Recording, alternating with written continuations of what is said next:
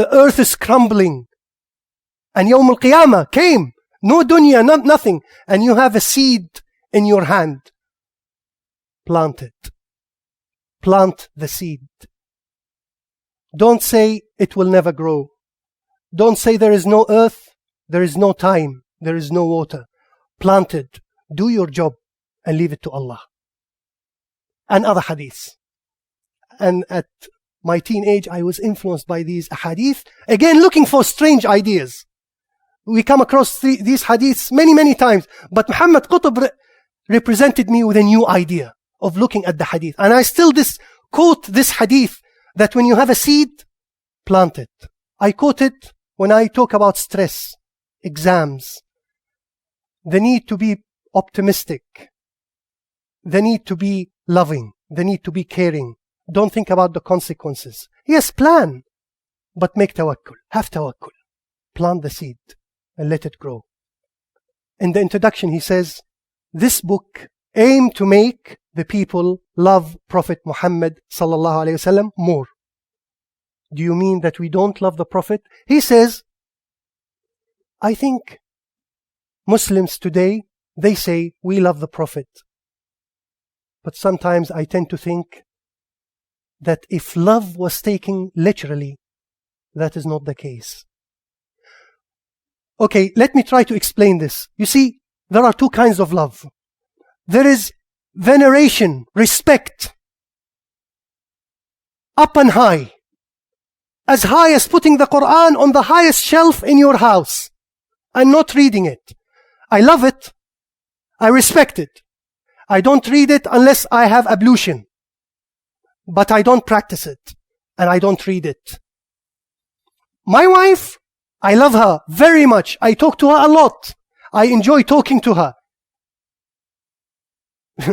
I might not respect her, but I love her. This is an example, by the way. It's nothing personal. He says, we should love Al-Rasul sallallahu alaihi wasallam, not based on the fact that he is Al-Rasul Al-A'zam sallallahu alaihi wasallam, Khatam al-Nabiyyin, but on the basis that I know exactly who was this person that I say or claim that I love. Let me give you a contemporary example. Today, you have youngsters, teenagers, Muslims. They love this particular singer. They might not admit it in public, in camps, in conferences, before the brothers and the sisters. But in private, and I have seen it, he admires, he adores this singer, this actor. No movie he would pass or skip if that actor or singer is in that movie or in that concert or etc. This is to me love. You emulate him or her in her hairstyle, in her dress sense, in the way that she talks, what she eats, what she loves.